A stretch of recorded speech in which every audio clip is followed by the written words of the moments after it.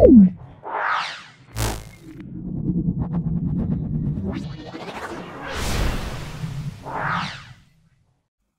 আমরা 11তম সেটটা করব, নাম্বার 11। বিগত দিনে আমরা 10টা সেট করেছি, বলেছিলাম সময় পেলে আরও সেট আপলোড করব। দেখে নাও আজকে 11 নম্বর সেট, তার উত্তরগুলো সলভ করছি, দেখে নাও। বলা আছে ইলেকট্রনের ভর 10 × 10⁻³ কেজি। তাহলে ইলেকট্রনের ভরের মানের ক্রম কত? ইলেকট্রনের ভরের মানের ক্রম আমরা অপশান ডি বলবো। আমরা কি বলবো? Option D. তারপর দেখো একটা সংখ্যা বলা আছে, এই সংখ্যাটার সার্থক অঙ্ক কত হবে? এর সার্থক অঙ্ক আমরা দেখে নাও, শূন্যের কোনো দাম নেই, তাহলে 1 2 3 তিনটে অপশান বি হবে। তারপর দেখে নাও চোঙের উচ্চতা ব্যাসার্ধ পরিমাপের ত্রুটি 1% এবং 2% হলে আয়তন পরিমাপ কি হবে? আয়তন পরিমাপ শতকরা ত্রুটি কত হবে? সেটা আমরা এ বলবো, এটা 5% বলবো। তারপরে দেখো কোনো বস্তুর সরণ সময় লেখচিত্র টি এবং সরণ সময় যে সম্পর্ক দেওয়া আছে, বেগ শূন্য হলে সরণ কত হবে? এটা 4 এর আমরা 0 বলবো। এটা অঙ্ক অনেকবার হয়েছে, তোমরা ভিডিওগুলো দেখে নেবে, দেখলেই বুঝতে পারবে। 5এরটা স্থির অবস্থা থেকে যাত্রা শুরু করে একটি বস্তুকণার সমতরণে চলছে। 5ম সেকেন্ডে x1 দূরত্ব এবং 6ষ্ঠ সেকেন্ডে x2 দূরত্ব যায়, তাহলে x1 x2 এটা কত হবে? 5এরটা আমরা অপশান এ বলবো, 9:11 বলবো। তারপরে দেখো সরলরেখায় গতিশীল কণার ক্ষেত্রে বিবৃতি এ বলা আছে শূন্য স্থানে অভিকর্ষজ ত্বরণ বস্তুর আকার ও ভরের উপর নির্ভরশীল নয়। আর বিবৃতি 2 বলা আছে, সেটা বলা আছে অভিকর্ষ ত্বরণ পৃথিবীর ভর ও ব্যাসার্ধের উপর নির্ভর করে। এখানে দুটোই সত্য হবে। এখানে আমরা কি বলবো? এটা দুটোই সত্য, মানে বিবৃতি 1 এবং বিবৃতি 2 দুটোই সত্য। এটা আমরা কি বলবো? অপশান সি বলবো। তারপরে দেখে নাও প্রাথমিক বেগ সম্পন্ন বস্তু কণা সমমণ্ডনে চলে শেষে থেমে গেল, কণাটার বেগ সময় লেখচিত্র কেমন হবে? আমরা সি বলবো, অপশান সি, 7এর এই সিটা হবে। দেখে নাও একটি বেলুন ঊর্ধ্বমুখী ত্বরণ নিয়ে ওপরে উঠছে, 300 মিটার উচ্চতায় বেলুনের বেগ 19 মিটার/সেকেন্ড। এখন এক খণ্ড পাথর বেলুন থেকে খসে পড়লো, কতক্ষণ পরে পাথরটি ভূমি স্পর্শ করবে? বিভিন্ন অপশন দেওয়া আছে, এটা অপশন সি হবে, 10 সেকেন্ডে। তাহলে কোনটি জড়ত্বীয় নির্দেশতন্ত্র? কোনটি জড়ত্বীয় নির্দেশতন্ত্র? সেটা হলো ঘূর্ণায়মান নাগরদোলা, সমবেগে চলমান গাড়ি, সুষম ত্বরণে চলমান ট্রেন, আর দড়ি ছিঁড়ে পড়া লিফট। এটা আমরা অপশান ভি বলবো, সমবেগে চলমান গাড়ি। তারপরে দেখো আরেকটা ইম্পর্টেন্ট প্রশ্ন আছে, একটি কণার বেগ সময় লেখচিত্র দেওয়া আছে, 2 সেকেন্ডে যে দূরত্ব যায় সেই দূরত্ব কত হবে সেটা বার করতে বলছে। 2 সেকেন্ডে যে দূরত্ব যায় তা মোট দূরত্বের কত সেটা বার করতে বলছে। 13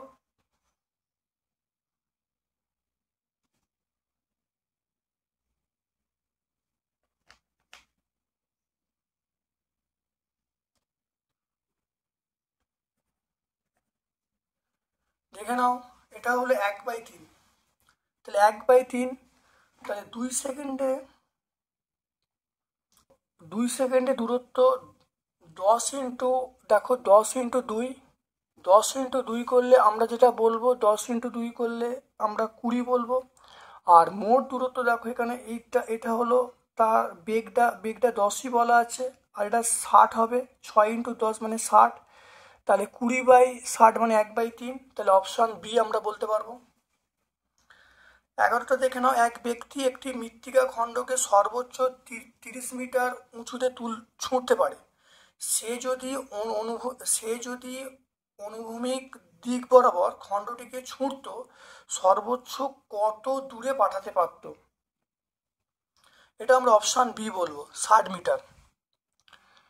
দুটো ভেক্টর দেওয়া আছে, এই ভেক্টরের অভিমুখ বরাবর উপাংশের মান কত হবে?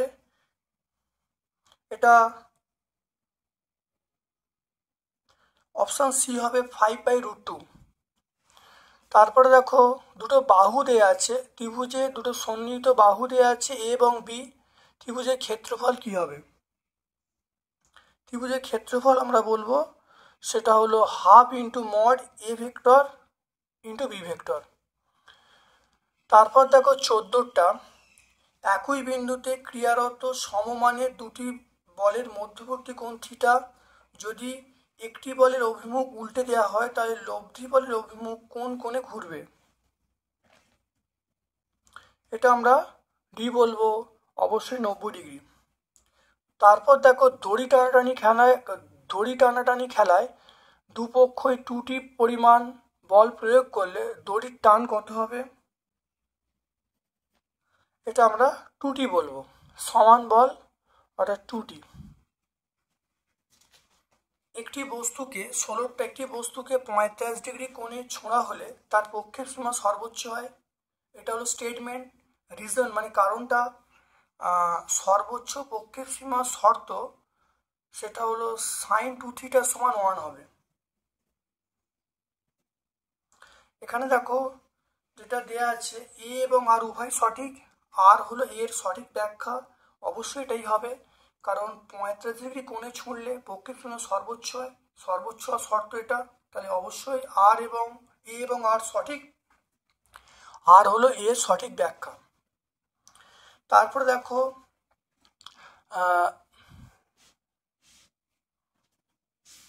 তারপরে দেখো 17টা, একজন দমকল কর্মী দড়ি বেয়ে ওপর থেকে নিচে নামতে চায়। দড়িটি কর্মীর ওজনের 1/3 টান সহ্য করতে পারে। কর্মীকে সর্বনিম্ন কত ত্বরণে নামতে হবে? এটা আমরা বলবো অপশান সি বলবো 2/3 ইন্টু জি বা 2g/g, 2g/3। বিভিন্ন বলের মান দেওয়া আছে, এখানে বলা আছে প্রযুক্ত বলের পর বেগ কত হবে? 800 আমরা অপশান বি বলবো, সেটা হলো 30 মিটার/সেকেন্ড। এবার দেখো 19এরটা দুটো বিবৃতি দেওয়া আছে। ঘর্ষণ বল লম্ব প্রতিক্রিয়ার সমানুপাতিক হয়। 2 নম্বর দেওয়া আছে সংযোগী তলের ক্ষেত্রফলের উপর ঘর্ষণ বল নির্ভর করে না। এবারে বিভিন্ন এতে আছে 19,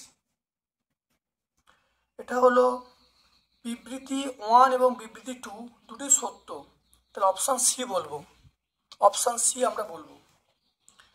20টা দেখে নাও, সেটা অমসৃণ তলে একটি ব্লককে গতিশীল করতে হলে বস্তুর উপর যে বল, অমসৃণ তলে একটি ব্লককে গতিশীল করতে হলে বস্তুর উপর প্রযুক্ত বলকে ঘর্ষণ বলের থেকে বেশি হতে হবে। মেঝে এবং ব্লকের মধ্যে ঘর্ষণ গুণাঙ্ক মিউ, ব্লকের ভর এম, ব্লকটিকে ভি বেগে মেঝের ওপর দিয়ে চালনা করলে থামার আগে কতটা দূরত্ব যাবে?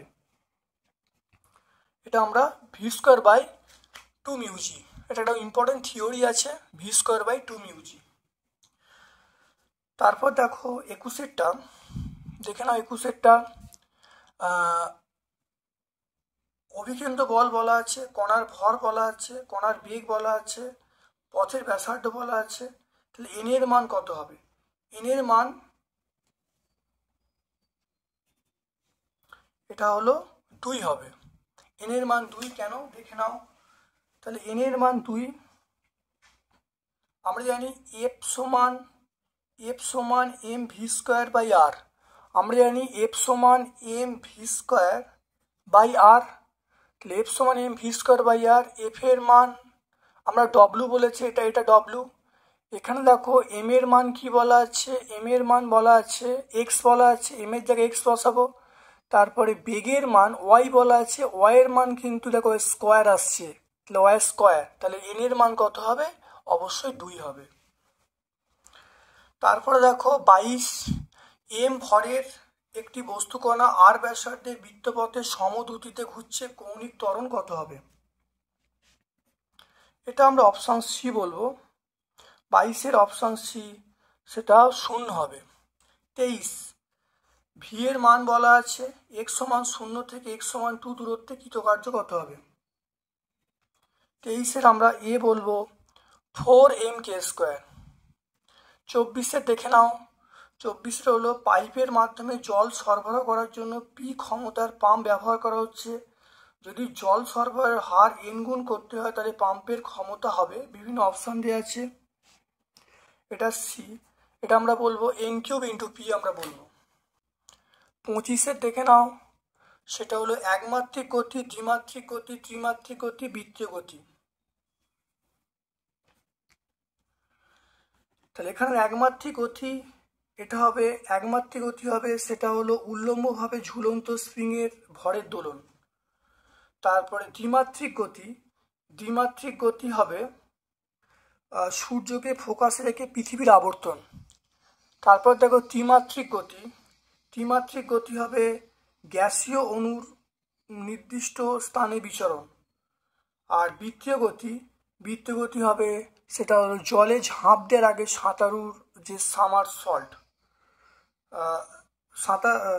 তাহলে জলে ঝাঁপ দেওয়ার আগে সাঁতারুর সোমারসল্ট। তাহলে এটা আমরা পেয়ে যাবো, এটা অপশান এতে পাচ্ছি, অপশান এ দেখে নেবে। তারপর দেখো দুটো স্প্রিং বলা আছে, K1 বল ধ্রুবক K1 ও K2, K1 less than K2। দুটো স্প্রিংকে একই পরিমাণ বল দ্বারা প্রসারিত করা হচ্ছে, কৃতকার্যের মান কি হবে এটা বলতে বলছে।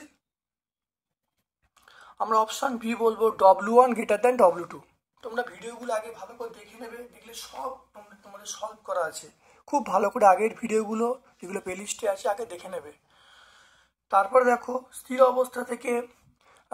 অবস্থা থেকে একটি বস্তুকণা অভিকর্ষের টানে অবাধে পড়ছে।